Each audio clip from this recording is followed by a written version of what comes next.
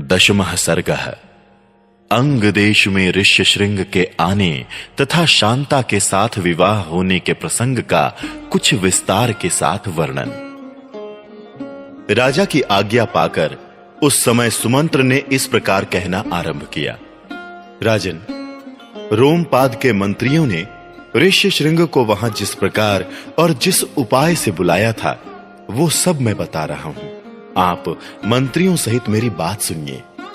उस समय अमात्यों सहित पुरोहित ने राजा रोमपाद से कहा, महाराज, हम लोगों ने एक उपाय सोचा है जिसे काम में लाने से किसी भी विघ्न बाधा के आने की संभावना नहीं है। ऋष्यशृंग मुनि सदा वन में ही रहकर तपस्या और स्वाध्याय में लगे रहते हैं। वो स्त्रियों को पहचानते तक नहीं हैं और विषयों के सुख से भी सर्वथा अनभिज्ञ हैं।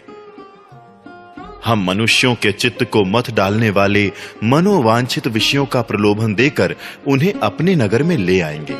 अतः इसके लिए शीघ्र प्रयत्न किया जाए। यदि सुंदर आभूषणों से विभूषित मनोहर रूप वाली वेश्याएं वहां जाएं तो वो भांति भांति के उपायों से उन्हें लुभाकर इस नगर में ले आएंगी। अतः इन्हें सत्कार पूर्वक भेजना चाहिए। ये सुनकर राजा ने पुरोहितों को उत्तर दिया, बहुत अच्छा, आप लोग ऐसा ही करें। आज्ञा पाकर पुरोहित और मंत्रियों ने उस समय वैसी ही व्यवस्था की। तब नगर की मुख्य मुख्य वेश्याएं राजा का आदेश सुनकर उस महान वन में गईं और मुनि के आश्रम से थोड़ी ही दूर पर ठहरकर उनके दर्शन का उद्योग करने लगी। मुनि कुमार ऋष्यशृंग बड़े ही धीर स्वभाव के थे, सदा आश्रम में ही रहा करते थे।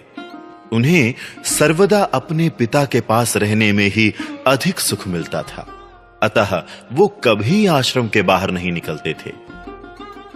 उन तपस्वी ऋषि कुमार ने जन्म से लेकर उस समय तक पहले कभी ना तो कोई स्त्री देखी थी और ना पिता के सिवा दूसरे किसी पुरुष का ही दर्शन किया था। नगर या राष्ट्र के गांवों में उत्पन्न हुए दूसरे दूसरे प्राणियों को भी वो नहीं देख पाए थे। तदनंतर एक दिन विभांडक कुमार ऋष्यशृंग अकस्मात घूमते फिरते उस स्थान पर चले आए जहां वो वेश्याएं ठहरी हुई थीं। वहां उन्होंने उन सुंदरी वनिताओं को देखा। उन प्रमदाओं का वेश बड़ा ही सुंदर और अद्भुत था। वो मीठे स्वर में गा रही थीं। ऋषि कुमार को आया देख सभी उनके पास चली आईं और इस प्रकार पूछने लगी, ब्राह्मण, आप कौन हैं, क्या करते हैं तथा इस निर्जन वन में आश्रम से इतनी दूर आकर अकेले क्यों विचर रहे हैं? ये हमें बताइए, हम लोग इस बात को जानना चाहते हैं। ऋष्यशृंग ने वन में कभी स्त्रियों का रूप नहीं देखा था और वो स्त्रियां तो अत्यंत कमनीय रूप से सुशोभित थीं। अतः उन्हें देखकर उनके मन में स्नेह उत्पन्न हो गया। इसलिए उन्होंने उनसे अपने पिता का परिचय देने का विचार किया। वो बोले, मेरे पिता का नाम विभांडक मुनि है, मैं उनका औरस पुत्र हूं।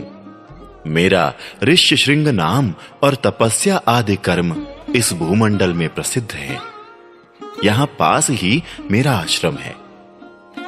आप लोग देखने में परम सुंदर हैं। आप मेरे आश्रम पर चलें, वहां मैं आप सब लोगों की विधि पूर्वक पूजा करूंगा। ऋषि कुमार की यह बात सुनकर सब उनसे सहमत हो गईं। फिर वो सब सुंदरी स्त्रियां उनका आश्रम देखने के लिए वहां गईं।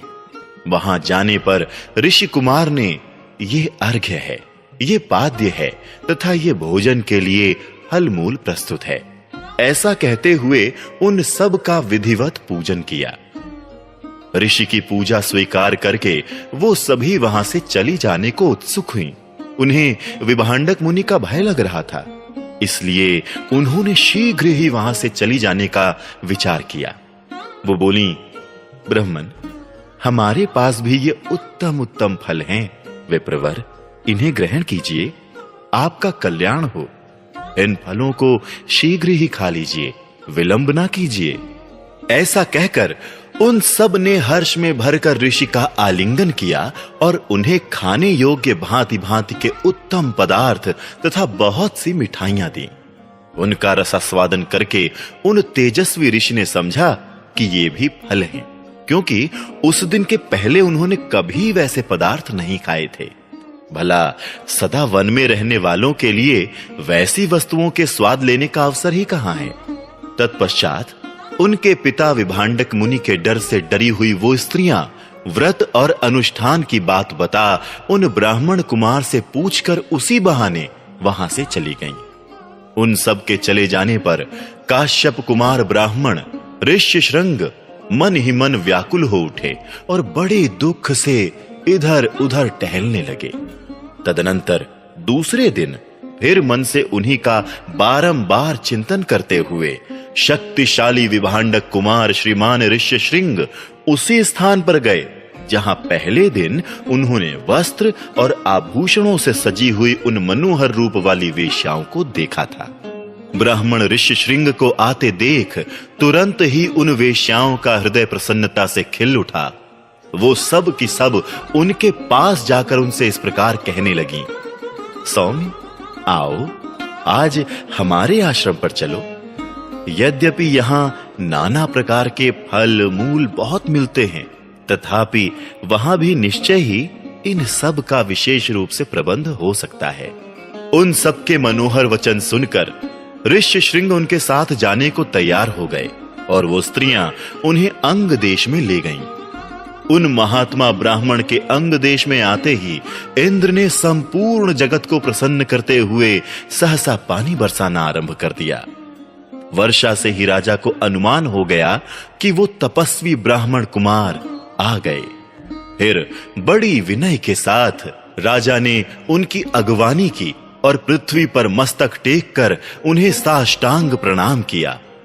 फिर एकाग्र चित्त होकर उन्होंने ऋषि को अर्घ्य निवेदन किया तथा उन विप्र शिरोमणि से वरदान मांगा, भगवान, आप और आपके पिताजी का कृपा प्रसाद मुझे प्राप्त हो। ऐसा उन्होंने इसलिए किया कि कहीं कपट पूर्वक यहां तक लाए जाने का रहस्य जान लेने पर विप्रवर ऋष्यशृंग अथवा विभांडक मुनि के मन में मेरे प्रति क्रोध न हो। तत्पश्चात ऋष्यशृंग को अंतःपुर में ले जाकर उन्होंने शांत चित्त से अपनी कन्या शांता का उनके साथ विधि पूर्वक विवाह कर दिया। ऐसा करके राजा को बड़ी प्रसन्नता हुई। इस प्रकार महातेजस्वी ऋष्यशृंग राजा से पूजित हो संपूर्ण मनोवांछित भोग प्राप्त कर अपनी धर्म पत्नी शांता के साथ वहां रहने लगे। इस प्रकार श्री वाल्मीकि निर्मित आर्ष रामायण आदि काव्य के बाल कांड में 10वां सर्ग पूरा हुआ।